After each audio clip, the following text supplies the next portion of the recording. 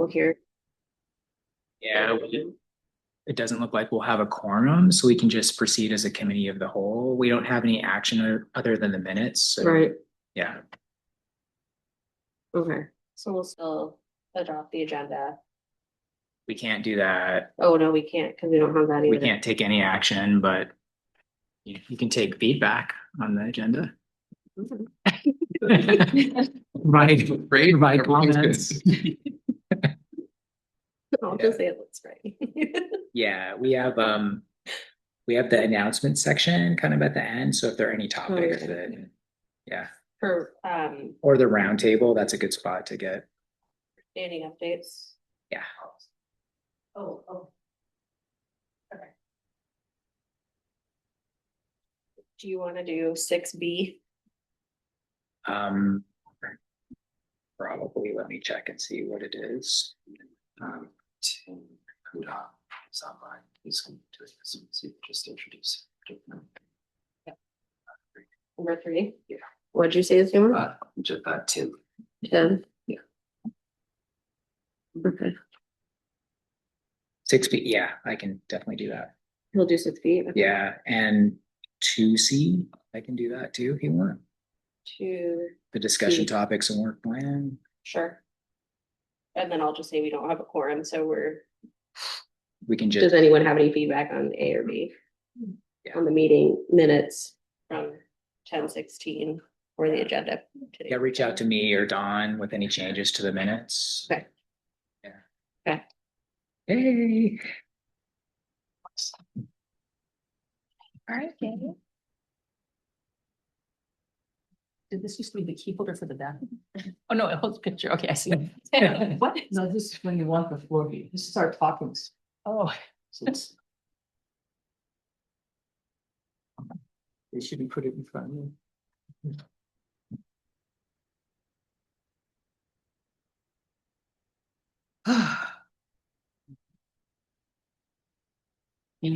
Okay. It was pointed out to me that there's a lack of Sonoma representation on BACTA. Just pointing that out to people. Okay. Since you have the opportunities come up in the new year, keep an eye out. Sounds good. Wait, where is there a lack of? Sonoma, I was going through the membership list of the Bay Area planning directors. Mhm. And there's no one from Sonoma identified. Oh, okay. BACTA. So just, if the email comes. Okay. Thanks for the Good. warning. Yeah. Opportunity. I was like, That's the word we're gonna use. I was asking, I was like, are these meetings in person? Like, no one from Sonoma is coming to these meetings. Let me tell you that now. But just to let you guys know. Dawn, what is 6 for? Is that right? Well, I think so. We're at 5. So. yeah. So we can. We just have to need proceed. 6. Yeah, so we just need to be a committee of the whole. Okay. Okay, someone might have to help me with reading the Zoom. Okay. Well, I can't read that far. I have Zoom. I'm like really far away. They're in. I'm wearing contact. Yeah, I know. Helen, I can read it off here too. Yeah. Okay. Just let me know when you want me to go through that. Okay.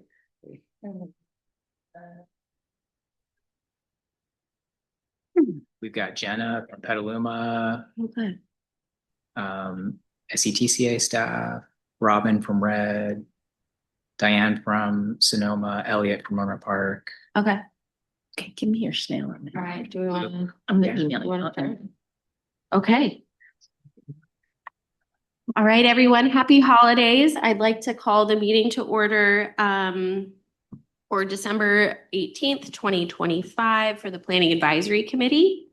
And we can start with introductions. We can start here in the room. Jennifer, do you want to start? We'll go Sure. around.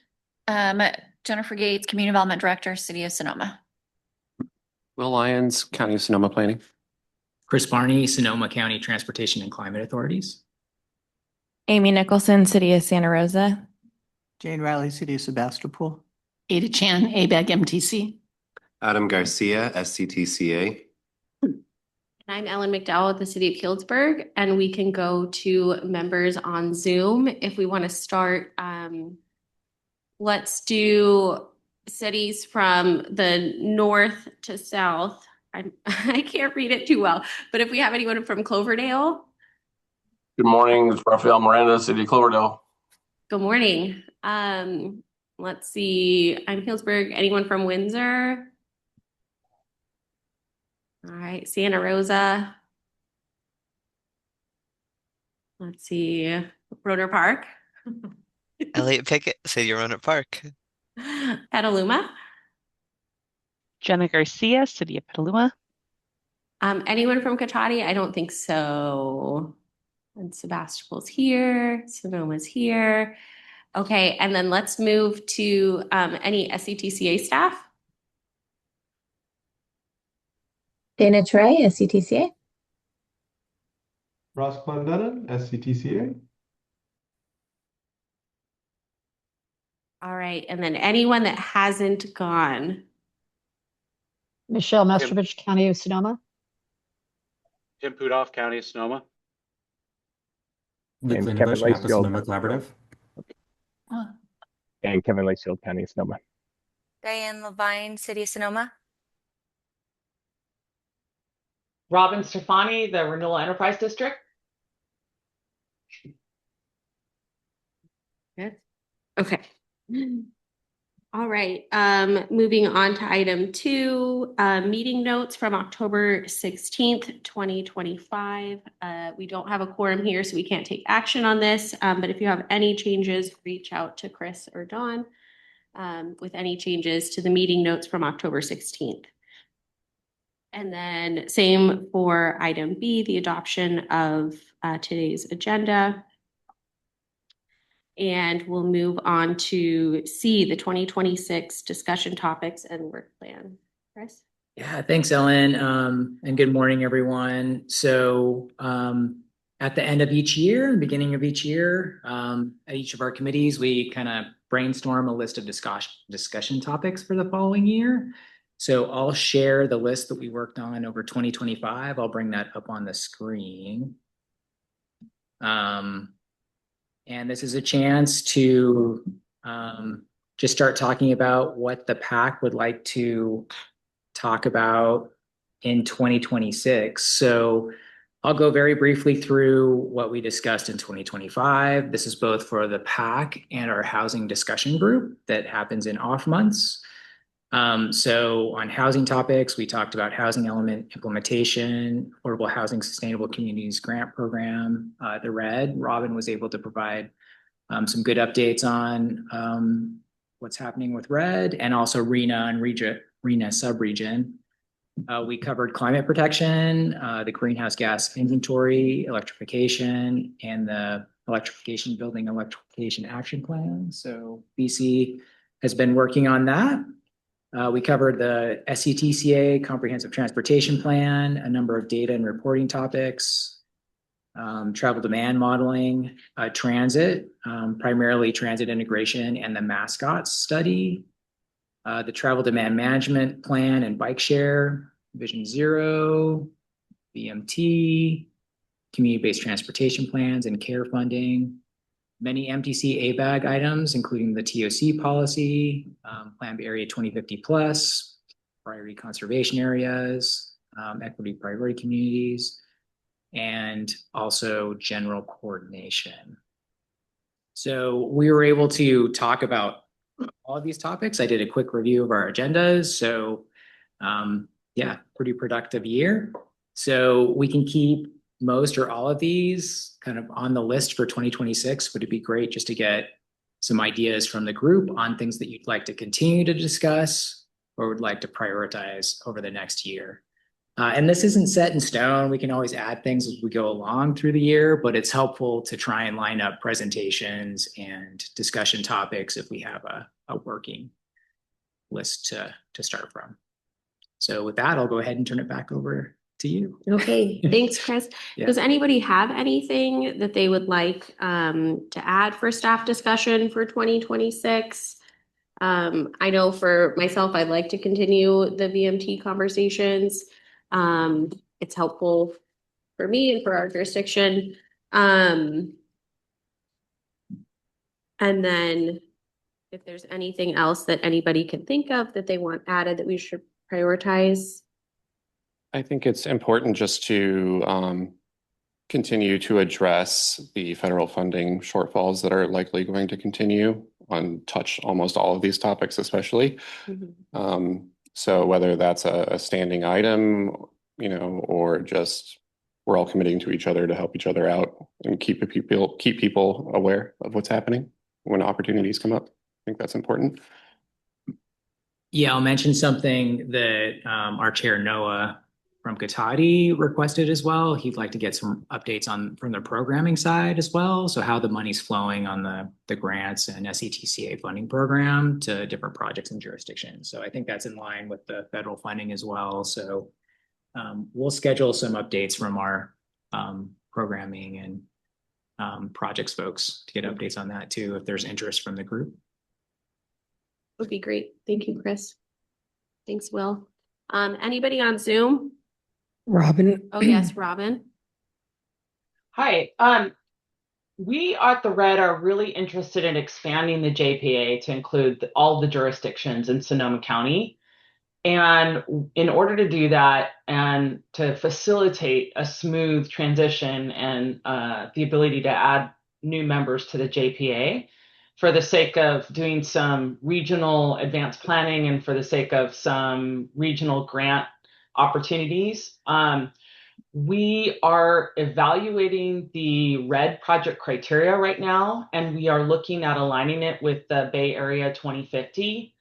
And so I don't know if there's how folks are evaluating the Bay Area 2050 and aligning what their priorities and housing goals are in relationship to that. But I think at some point, some kind of working group on looking at how that plan aligns in each jurisdiction for the sake of, if we do adopt that as our criteria, the geographies as our criteria, I would like that to be working for everybody smoothly. So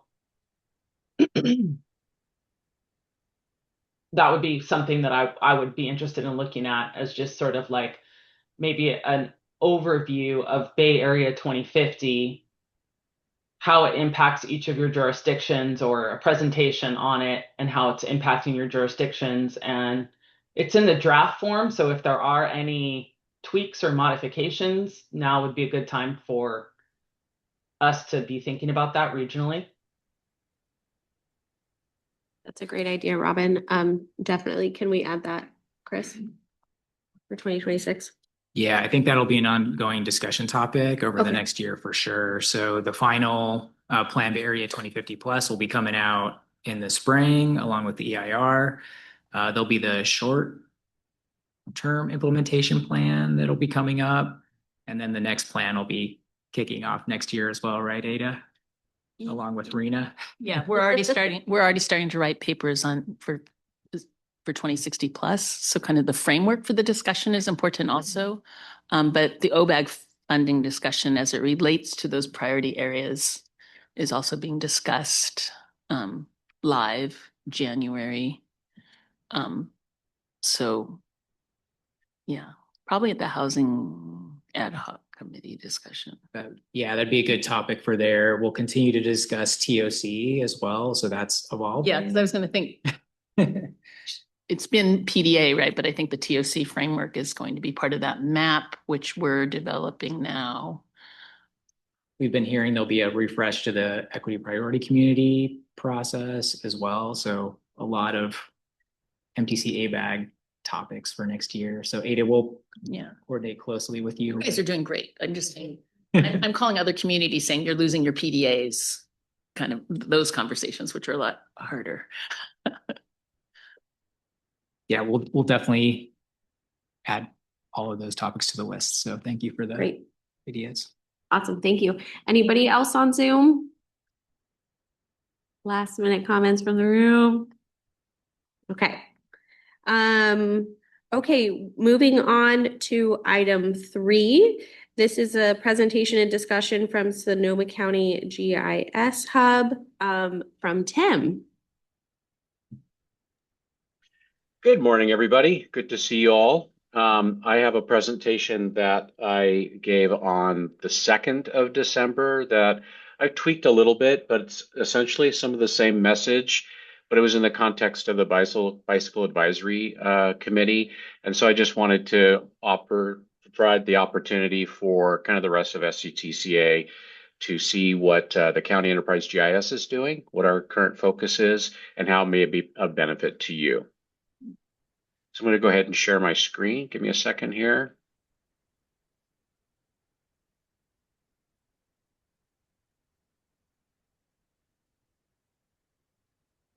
Okay, everybody see my screen? The title? Yep. Yes. Great, thank you. All right, so in addition to the PowerPoint I've got here, I have with me Kevin Lacefield and Michelle Mestrovich, both on the Central GIS team. Kevin is actually going to give the demo part of this.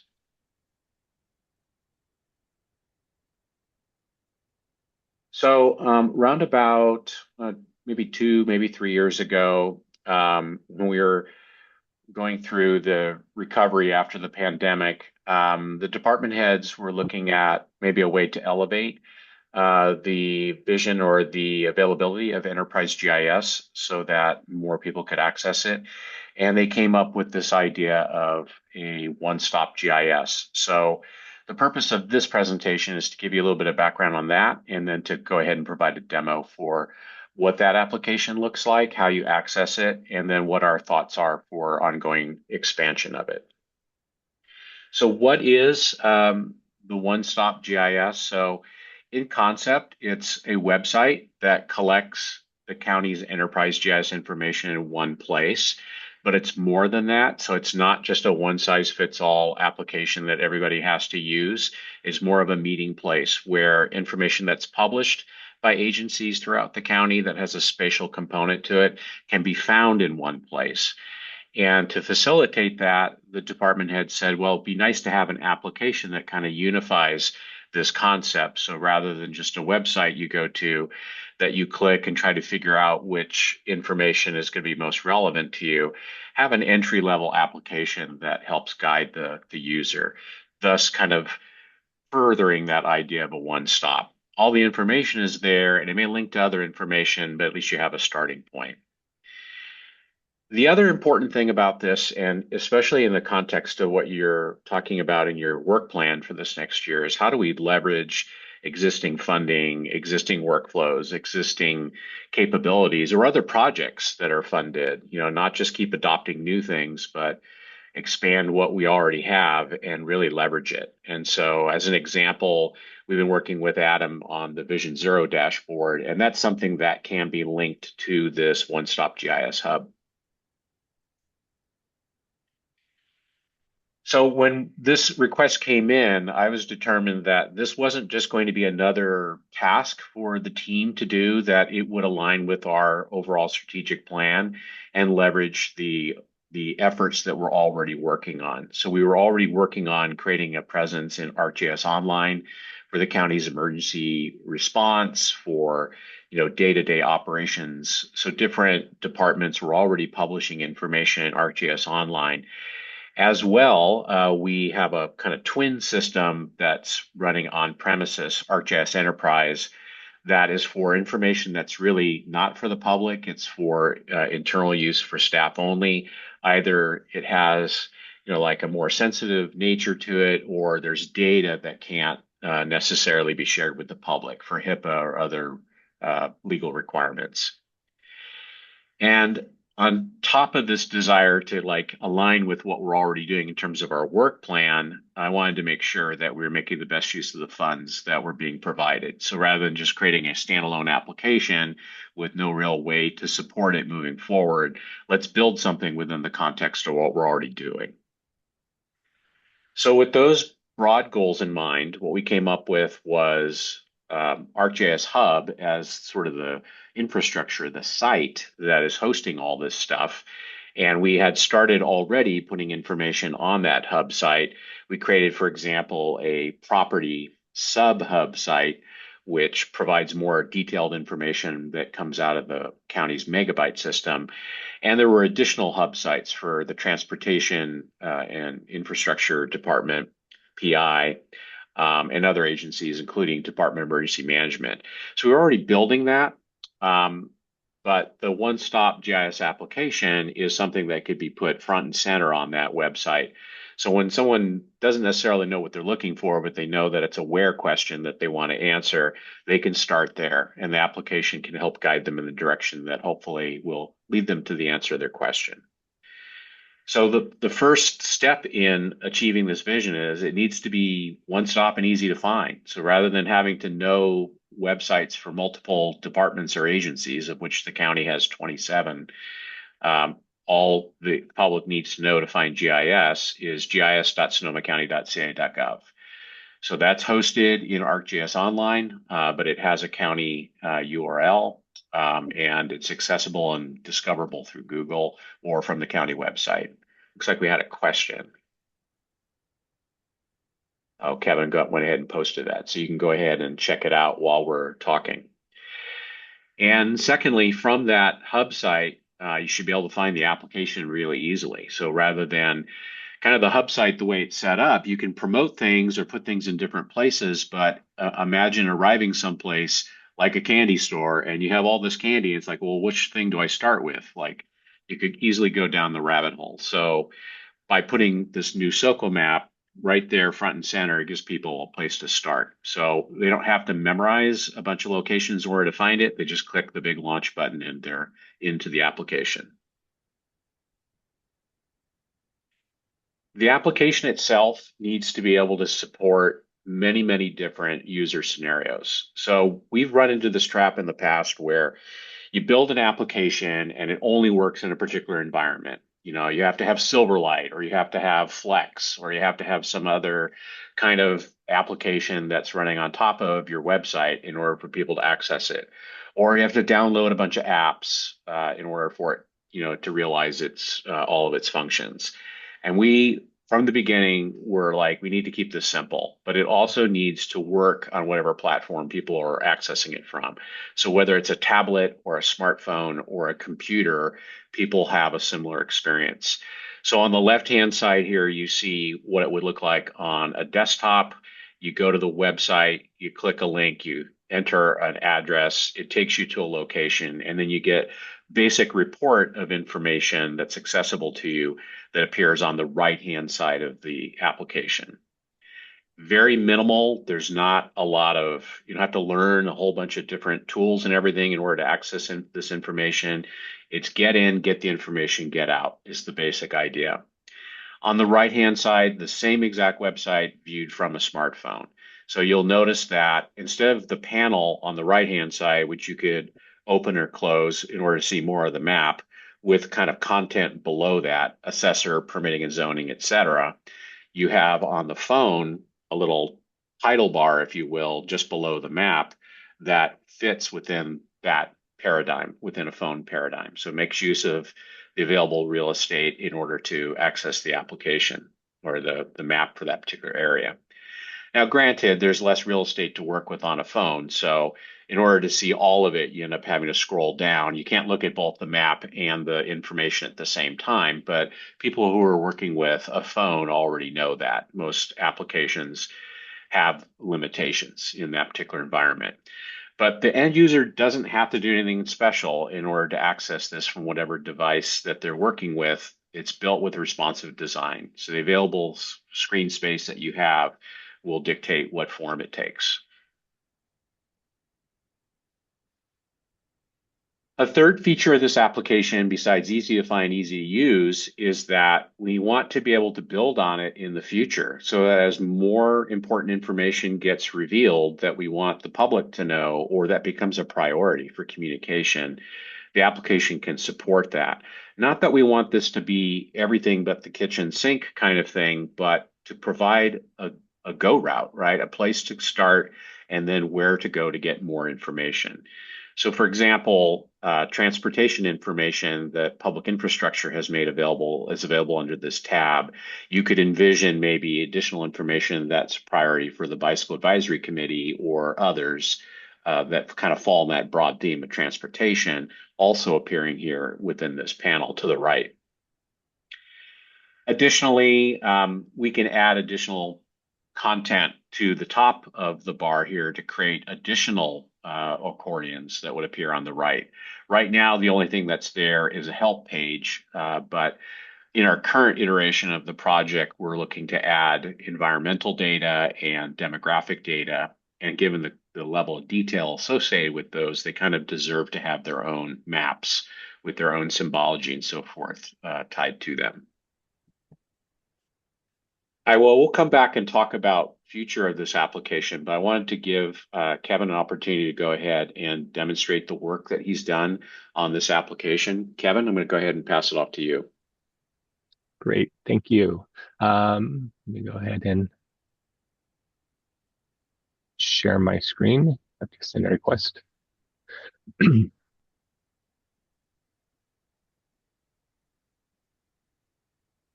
So while I'm waiting, Tim, I don't know if you have to unshare first.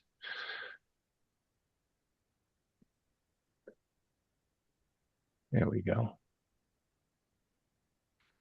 Perfect. Okay, so yeah, the idea behind SoCo Map is, as Tim was saying, we want it to be something that is an easy access to additional information for the public, and we also want it to be quick and easy to navigate and to use. So as a showing of how quick some of the base map is as we zoom in and out, and additional features obviously turn on like a normal map would. It is very responsive and loads extremely quick in comparison to what some of our applications were in the past. This is also very heavily driven by parcel information to be able to pull in what a property owner or someone who might live there or want to develop or something, an ability for them to see information about their property and what is around it. So we can click on it, we can zoom in and out, we can do an address search.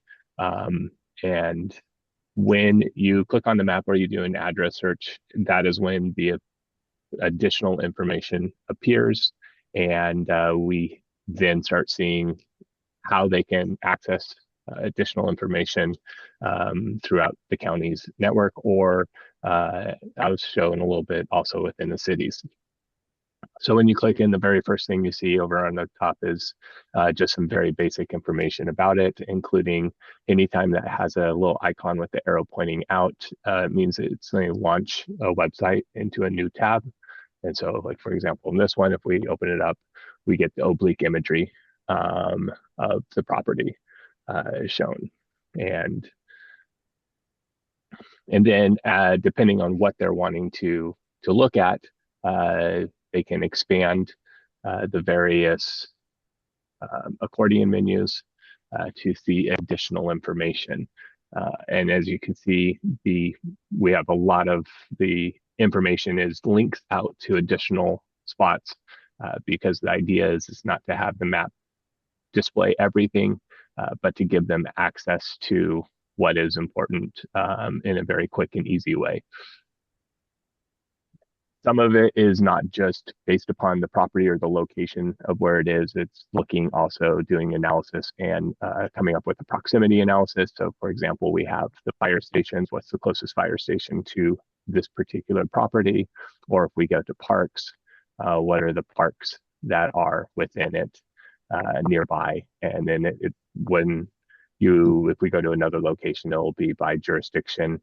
And so it could have multiple ones, like Sonoma County Regional Parks and so forth.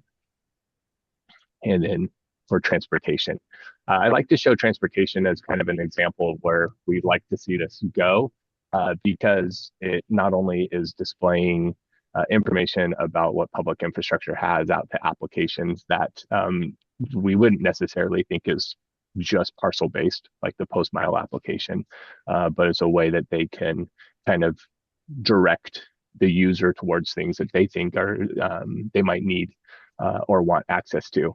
However, if we go into the city limits and we click on a parcel, when it updates, what it's showing is Healdsburg information. So the report and issue is going to their public works page. The website is at, and so then if the city of Healdsburg has additional information under transportation that they would like to highlight and to show, they could send us that feedback and we could add that to the application. And then just real quick to show the proximity a little bit differently, if I come down to, let's say, Windsor area, click on a map or on a parcel. When we're looking at it, this is how, when we're doing a proximity analysis, it's going to be showing multiple jurisdictions worth of data, showing how far it is and so forth. And again, linking out to different websites and additional information. The last thing, as Tim said, we do see this as being something where we can expand, whether it's through the top nav and adding additional things, or adding in a few more accordion windows as well. So just you guys can keep those thinking caps on as we are looking at it, and then you can provide us feedback and we would be happy to look into that. Okay, Tim, anything else you would like me to show?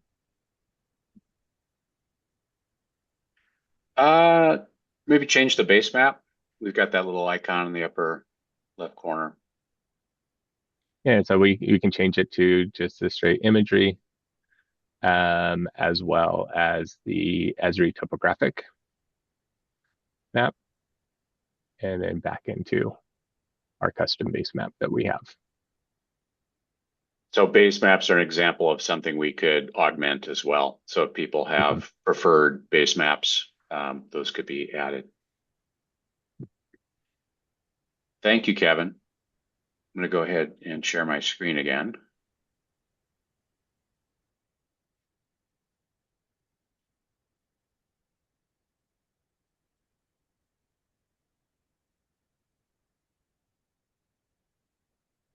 All right, so our work currently focuses on phase 2 components. What you just saw on the screen is what was completed as of phase 1 in September.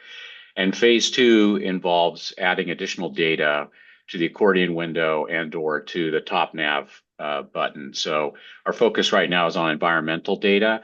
We've been working with the Open Space District to update the county's GIS to include data from the 2022 LIDAR project, as well as the newest aerial photography from our partners at Eagle View.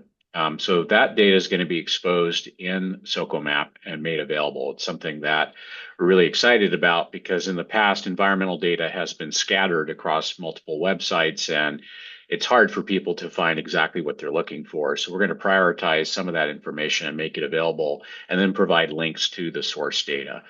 Likewise, down the line, we're going to be linking demographic data, which has value to any planning agency, knowing who your constituents are, what from a census standpoint, your different neighborhoods look like, or if we have socioeconomic data, publishing it there as well.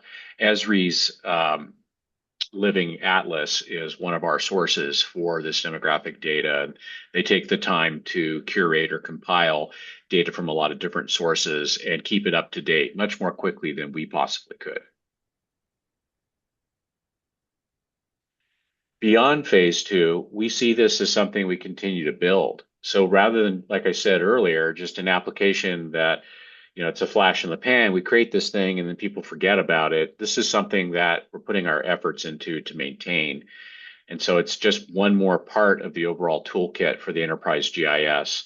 So whether you're a desktop user using ArcGIS Pro or just an average user who just needs access to information, all that information flows into a common shared database. It's what the enterprise GIS is based on. It's what our mandate was back in 2000 when the board approved an enterprise GIS. So we're just trying to use the best available technology to continue to further that particular mission. So with that in mind, think about any data that you might host, whether you're a city or a county agency that's stored in ArcGIS Online that you'd like to, make available through SOCOMAP. These would be the most, say, frequently asked questions that a constituent may have, either about data that is critical to your organization or about an overall sort of enterprise goal, or we'll call it strategic goal, that you're trying to accomplish. So as an example, if there were climate goals that you wanted to meet and they had a spatial component to them and you wanted to show that spatial component on a map, we could, for example, create a accordion which shows, basically overlays that climate information onto the map. So if that was carbon sequestration or emissions or some other kind of component that had a visual or map-based component, people wouldn't have to look very far in order to find that. In addition to just seeing it on a map, though, we could provide the links to where your authoritative data is or where more detailed project or reporting is located, such as the Vision Zero dashboard. So the last thought I have here on the bottom is think of SOCOMAP and the hub as like the front door to this enormous estate, if you will, of rich data that the county and its partners have. This is a portal or an entryway or foyer into the house. So our goal is not to overwhelm you with everything that's available right at that entryway, but to provide you a path to find it. So that's it for our presentation. Are there any questions or thoughts or suggestions? This is what I thought. Thank you for your presentation, Tim and Kevin. That was a lot of information and a lot of work, I can tell. Are there any questions here in the room? We can start here first. Any questions? Congratulations, it's pretty exciting. Yeah, that's super exciting. It's a lot of work. And I'll definitely be sharing this link with our GIS team. And then should they reach out to one of you if they have questions, or what's the best? Yeah, you can. The best person?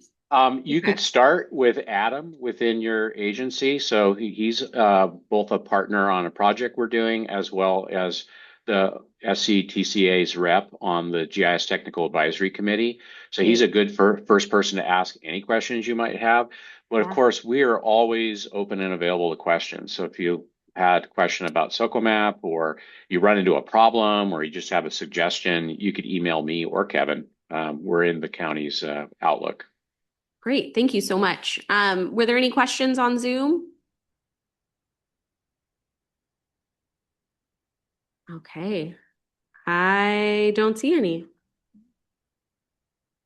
We are .gov actually. .gov. Yeah, we've officially transitioned to the .gov era. Okay, so it should be at sonomacounty.gov. Yeah, no hyphen. No hyphen. No hyphen. sonomacounty.gov. Okay. All right. Well, thank you so much. I appreciate your presentation. Thank you. My pleasure. Moving on to item 4, the web tool for travel analysis, a discussion and presentation from Adam. Yes. All right. Good morning, everyone. And want to second that great presentation, ISD-GIS. That was really informative. So what I'm here to talk to you today about is our new big data travel tool that can evaluate across Sonoma County and even outside of Sonoma County different travel patterns, traffic flows, and hopefully soon some VMT data as well. This data is ideally meant to support some of our existing travel model. So whereas that can be a little bit big and clunky sometimes, this tool called Patterns, produced by the same company, Bentley, gives us just a kind of a slick web tool to be able to look at some quick data rather than having to go through this whole modeling process. So I wanted to be able to share this tool with you and just show you some of its capabilities so that if you do ever have questions about traffic flows or where people are going to and coming from for your area of interest, then we can, it's very simple, just kind of get in touch with me and we can do a screen share or try to produce something. All right, so let's see. Starting out, this is kind of our home screen. We haven't really selected anywhere yet, but this is a chloropleth map showing where the darker areas are as you can see. Let's see if I can, oh, it's not giving me the full screen, but essentially there's, oh, there we go. So the count down below is the incoming to that county, the counts per square mile. So San Francisco, Alameda shows some of the highest, as well as Los Angeles and Orange County. So those are trips that are incoming, and then we can also look at outgoing data as well. Let's see if let's read these highlights, which approximately keeps fairly similar. So as you hover over, you can see outgoing trips are about 1,200,000, which is actually pretty comparable to our other travel behavior study information. So I'm just going to refresh this real quick to get rid of those highlights that are bugging me. So we have right, the ability to show incoming, outgoing as a total. But what's really interesting then, if we want to know at the county level, that's the geography we're looking at, where are people coming into Sonoma County? It'll give us a spider plot, which then shows, as we also know, most trips start and end in Sonoma County. But as we start to look beyond who comes in second, it's kind of a close tie between Marin and San Francisco County. But then interestingly, as we want to zoom in further, we can get to the census block level. Let's see if I can just reset this. I'm sorry, the census tract level, and then zooming in even further, it's the census block group level. The tool isn't as responsive as the SOCO map, but we're so again, if you want to say, all right, where are people coming in to central Santa Rosa, you can see most are staying within, are primarily coming from within Santa Rosa. As we zoom out a little bit more, we can say, give us the top 10 or the top 20. We see more trips coming from the unincorporated area as well as Windsor. So again, we can flip the switches and say outgoing, which will obviously be pretty comparable between those. So again, if we're looking at the dot here, we're showing that most of these trips are actually staying within this census block group. So one of the examples of how to customize this data is actually a project we're working on currently with Santa Rosa to do an analysis of the North Santa Rosa Smart Station. So they're doing a parking study. And so we'll be trying to do a similar type of analysis where we can have a custom shape of the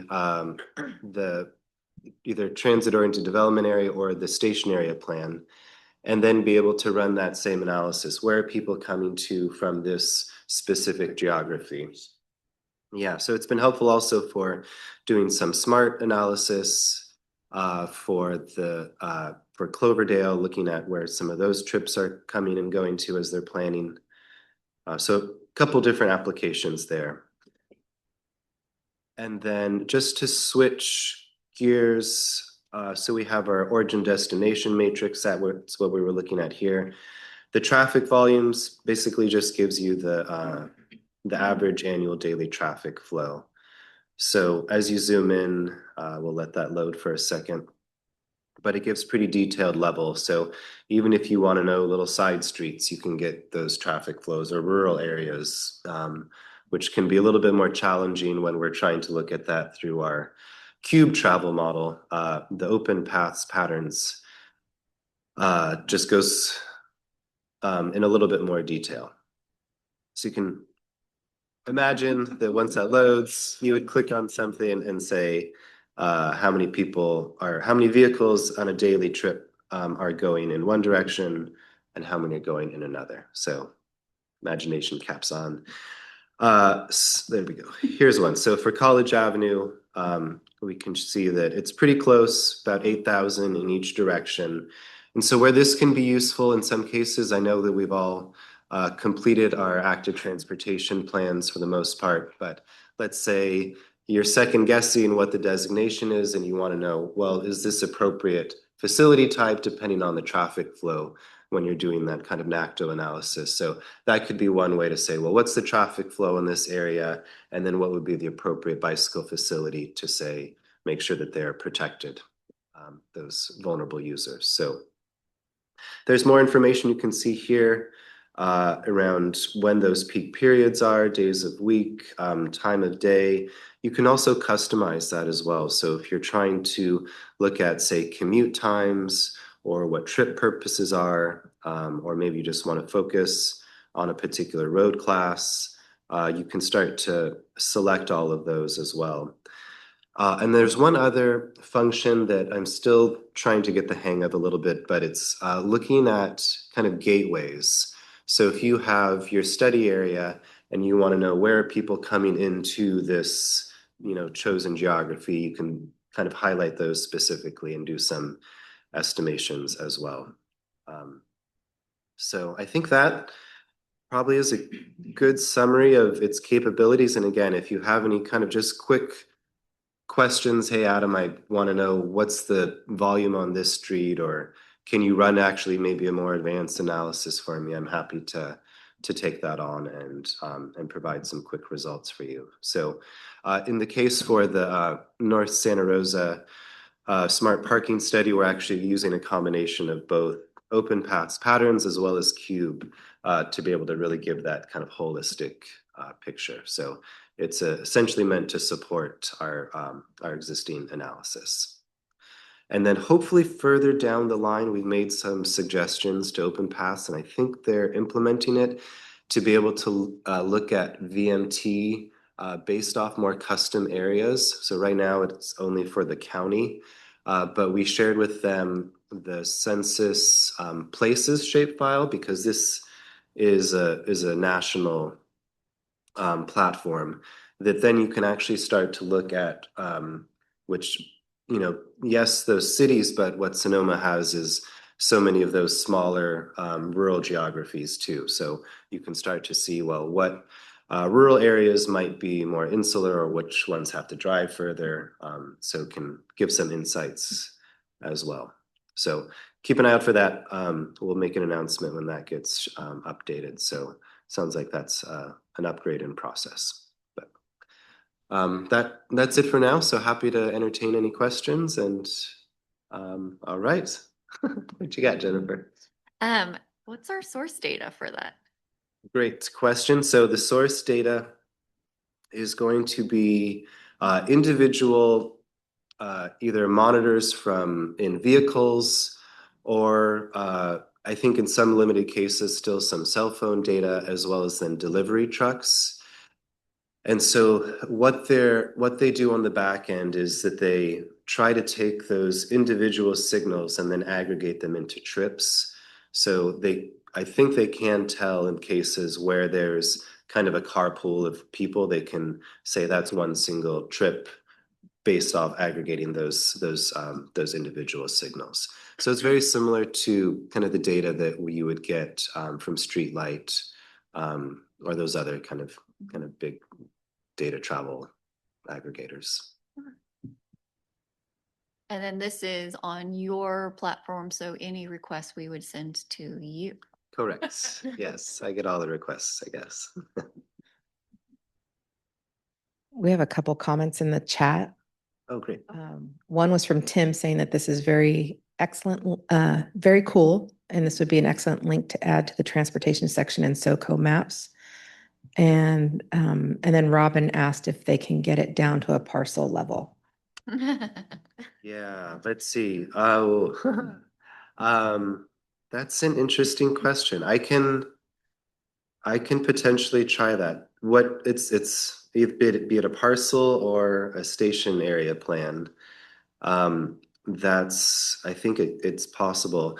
The one thing that I'll add also when we're doing those custom studies is that we also can customize the surrounding geography that we want to look at. So if we want to say from this one parcel, tell me where people come from by jurisdiction, right? That could be one way.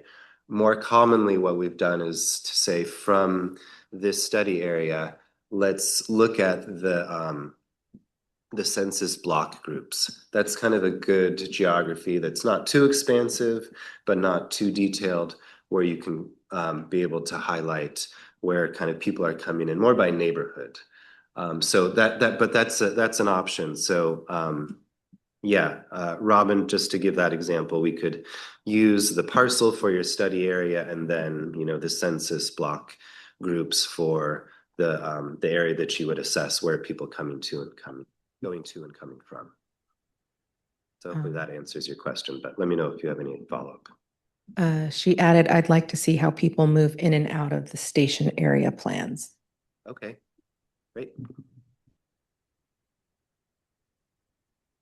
Hey, any other questions here in the room? Is the airport planning team talk to you at all? No, not yet. Okay. I'll bring it up with them. Yeah, for sure. Exciting, right? Just to see. Yeah, it seems like it would. Yeah, and I mean, if we can, it's easy enough, right? Yeah, if we want to kind of click the census block group around the airport, but getting something more specific too, we can work on that as well. So sorry. Anyways, let's follow Have up. ideas, but is Yeah. it true, right? Yeah. Partners are taking the train or whatever. Yeah. Taking the airport. Very exciting. I think it's just surface transportation, right? It's not. It primarily is, yeah. I don't think it. You won't get the train. We won't get the train. It's one of my follow-up questions to them too, is just to check up on public transit, specifically the smart train. Okay. Anyone else in here or on Zoom maybe? No hands raised? Okay, thank you. Okay, thanks so much, Adam, for your presentation. That was also a lot of work, I can tell. All right, reach out to Adam with any questions that you have or any information gathering that you need. Okay, on to item 5, which is regional updates from MTCA. Yeah, nothing in particular. I mean, just as we discussed earlier, the conversations are starting around the OBAG 4 funding. Okay. And you have Chris who's staying on top of that. Yeah, and Ada, thank you so much for providing the board attached to our agenda. So there are just a few things coming out that maybe I'll highlight. So one is letters of interest for the PCA and grant programs coming up tomorrow. So it's too late to announce that. Yeah. I'm sorry, I wasn't going to announce it because it's too late. Yeah. Think really fast. Just in case it was on your radar and you've been working on it and forgot when the deadline is, it's tomorrow. So, and then on the CARE program, so there are 3 different kind of batches of funding associated with community-based transportation plans. So many of you have those in your jurisdictions across the county. The first phase was really focused on supporting CBOs in their outreach, and it was hugely oversubscribed. Yeah. Right? So additional funding is being put into that pot. Right. So there's a list of the CBOs that received awards on the MTC website. So hopefully a few more that work in Sonoma County will get some. But the second phase that's coming up in 2026 is focused on getting projects and community-based transportation plans closer to implementation. So helping with planning, environmental clearance, things like that. So that is going to be available in 2026. So I know Healdsburg, the county, Santa Rosa all have community-based transportation plans. A lot of great projects in there that could be moved forward. So once we have more information about that and how we can line projects up to get some of that funding, we'll definitely let you know, and we'll let the Public Works folks know as well. So yeah, we're hoping we'll be able to secure at least $1 million or $2 million through the next cycle for Sonoma County. So yeah, good to be able to move projects forward. So Awesome. those are the two highlights I have. Yeah, in Plan Bay area. In TOC. TOC, yeah. More to come. Okay.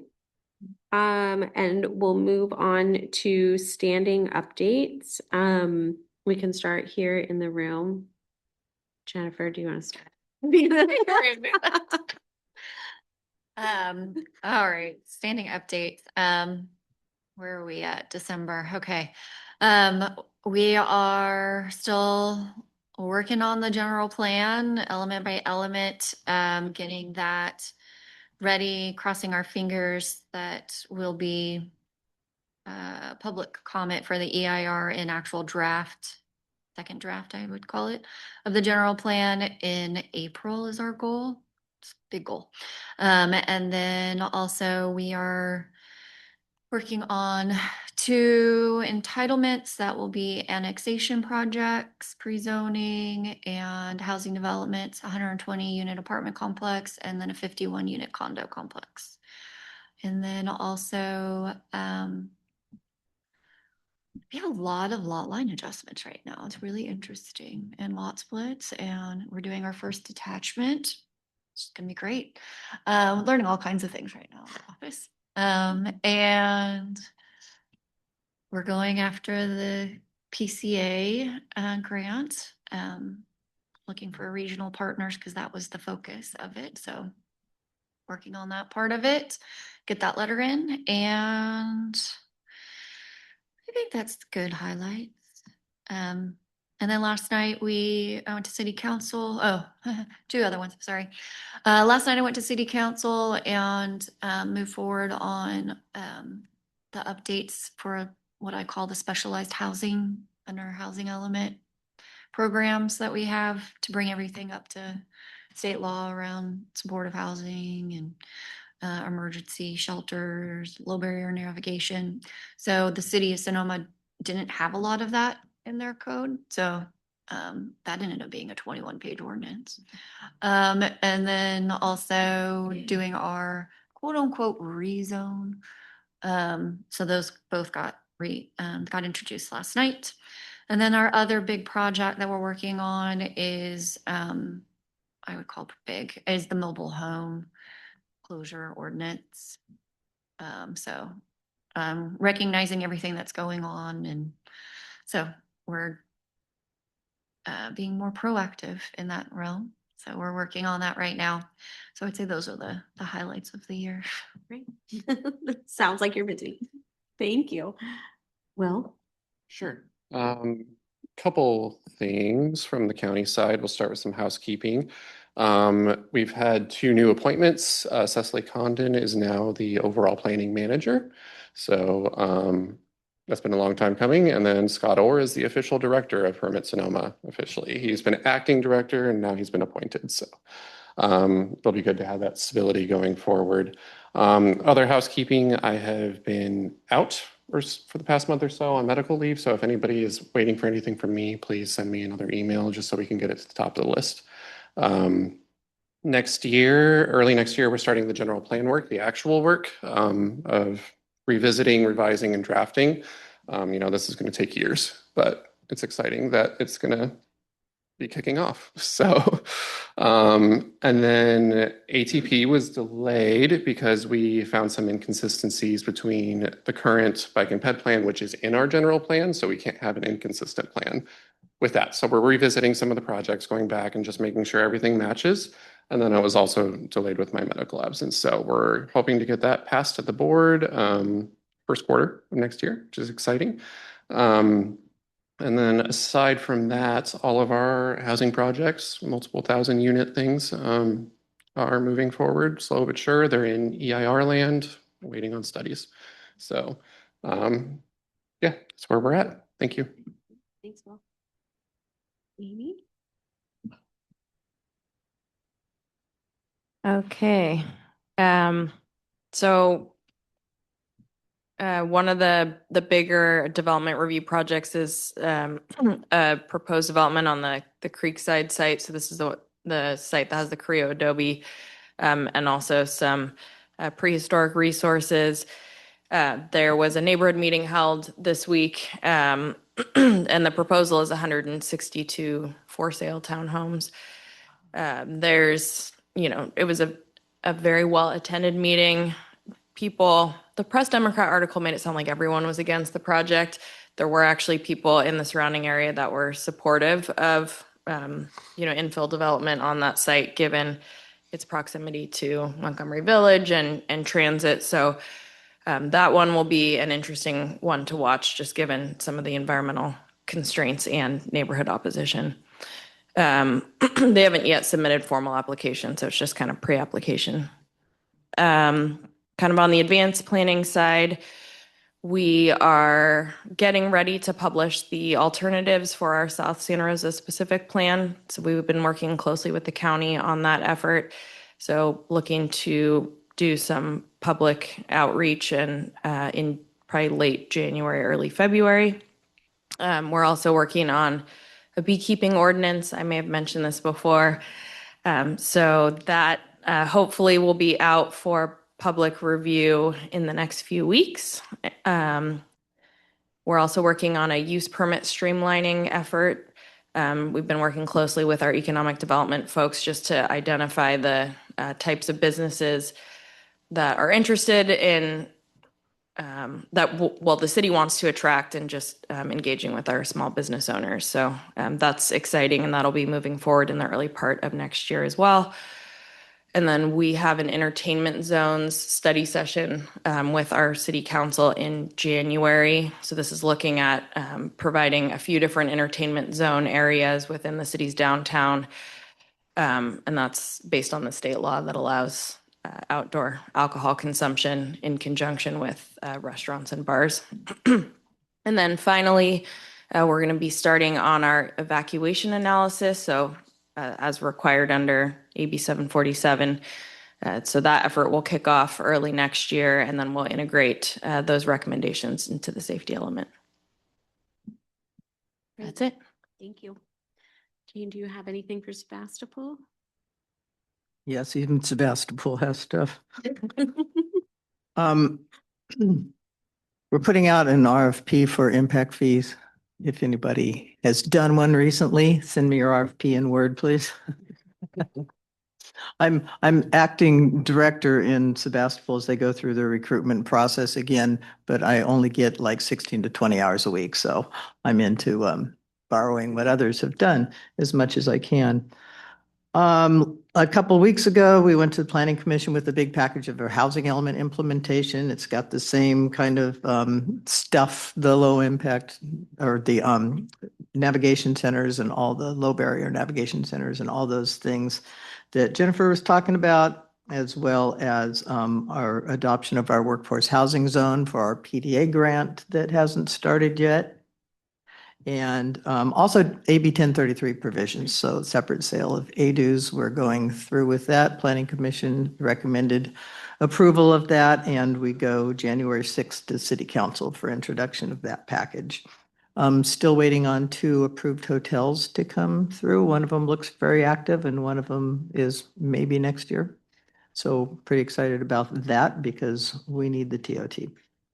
And I've got a couple of pending but not yet public housing projects coming through of large size for Sebastopol and various types, so stay tuned. Great, thanks, Jane. Okay, let's go to Zoom and we can go north to south again. I think Raphael is on. Do you have an update for your jurisdiction? Good morning. Yeah, not necessarily like climate related, but or transportation related necessarily, but yeah, we have a couple planning applications in the works. One is a 53 unit essentially affordable housing apartment or townhomes and apartments for the Dry Creek Rancheria, which They just finished building earlier this year a 25 unit senior housing project right next door to this. So this is 53 units of apartments and townhomes, and there's also going to be a wellness center, a community wellness center for the tribe.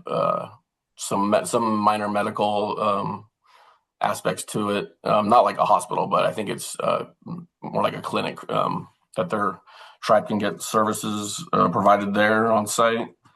And then also the Esmeralda project, which has been in the works for a while. They haven't fully submitted, but they have submitted their specific plan, objective design, and actually, no, the tentative map hasn't been submitted yet. So we're still waiting to see what that's going to fully look like. We're getting some feedback from the community already, of course, largely in opposition to something that hasn't been fully submitted yet. So that's interesting. See how that's going to work out. So yeah, that's really the two big ones for Cloverdale right now. Okay, thank you. And I don't think we had anyone from Windsor. Santa Rosa went. Is Noah on? Does that say no? Okay. Noah, do you have anything that you want to chip in for Katati?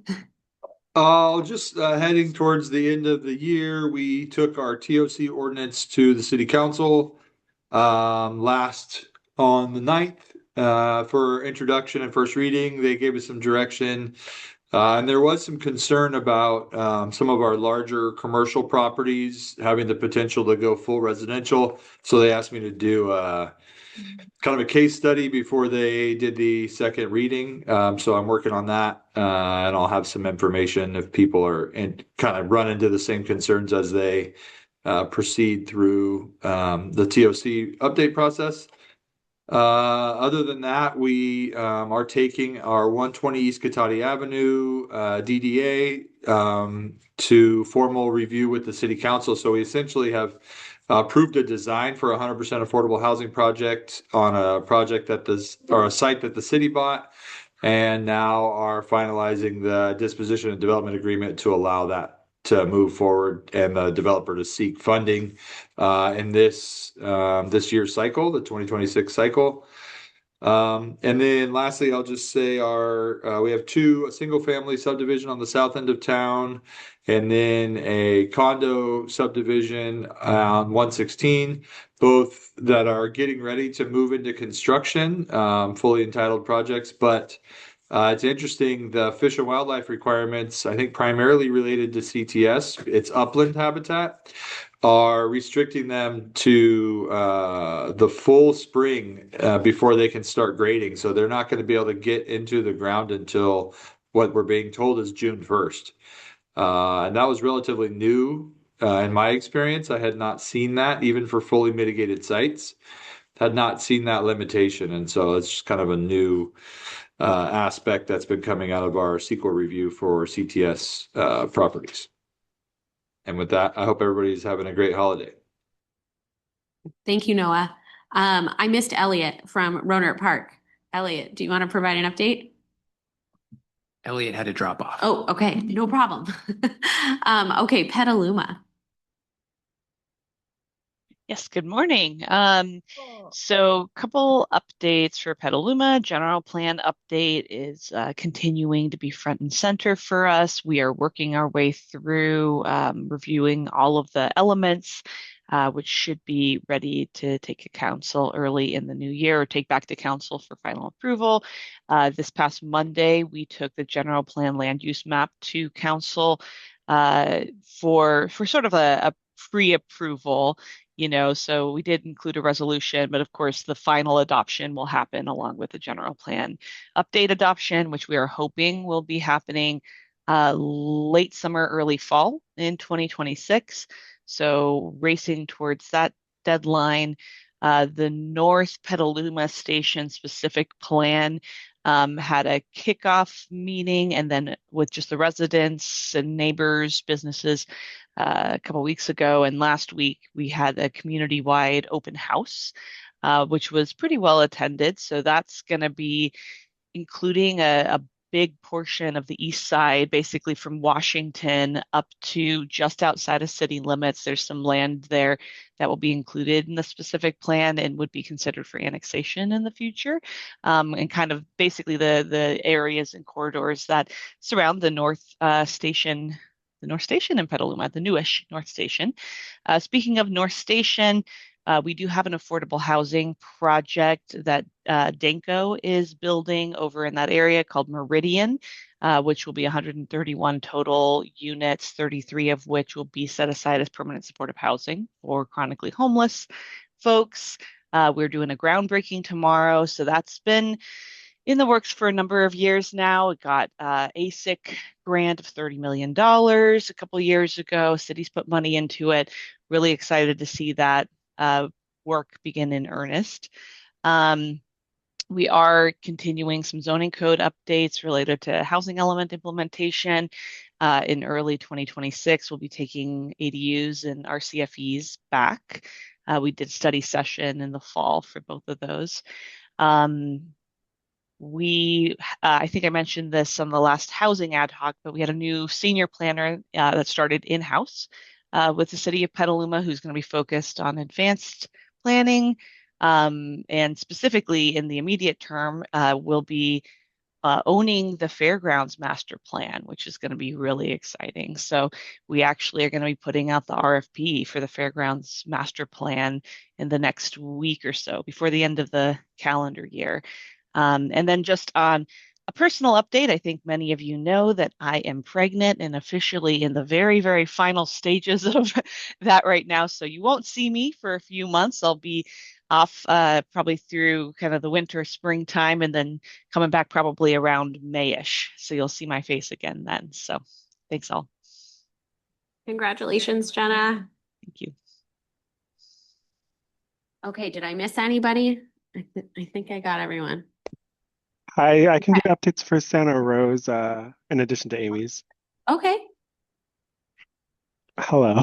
My name is Christian. I'm a city planner for the city of Santa Rosa. So we had a couple additional other things happening in the city.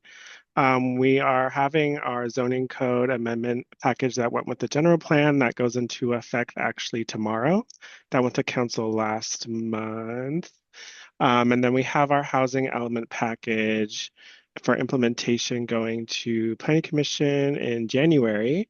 And the big item for that one is tiny homes, as well as some updates for state law and ADUs. And then we are also just now launching our historic walking tour program. So we have 4 historic neighborhoods that are being promoted for these really nice walking tours. You can learn about the history of Santa Rosa. And we saved some historical art drawings from a previous mayor of Petaluma and a previous senior planner of Santa Rosa. And you can find more information about that online. And then another big thing happening soon is we are launching a pretty comprehensive website on food vending. And that should be coming out in January. Thank you. Okay, thank you. Yeah. Okay. I think that's it here. Okay, and then moving on to announcements. It looks like we have election of officers coming up for the February 19th, 2026 PAC meeting. Yep. Okay. So Noah and Ellen have been chair and co-chair for the last couple of years. So just a little bit of background information. So we'll be doing election of officers in February. We try and make it pretty easy. So there's some check-in on agenda topics and yeah, hopefully it's not a ton of work, but yeah, appreciate Noah's work and Ellen's and all they've done leading the committee. So yeah, February will take care of that. Okay. Yeah. And then C, the SCTA board. Gonna chat about that too. Yeah, we've included our SCTCA agenda packet in case you're interested in that, along with our planning activities report that goes through all the different work that the planning team at SCTCA is involved in as well that we haven't brought here. So yeah, just information for the group. Okay, thank you. Are there any public comments on any of the items today? Anyone from the public? We don't have anyone here in the room, but anyone on Zoom? Okay. All right, well, I think that adjourns this meeting. Happy holidays, everybody. Thanks, everyone.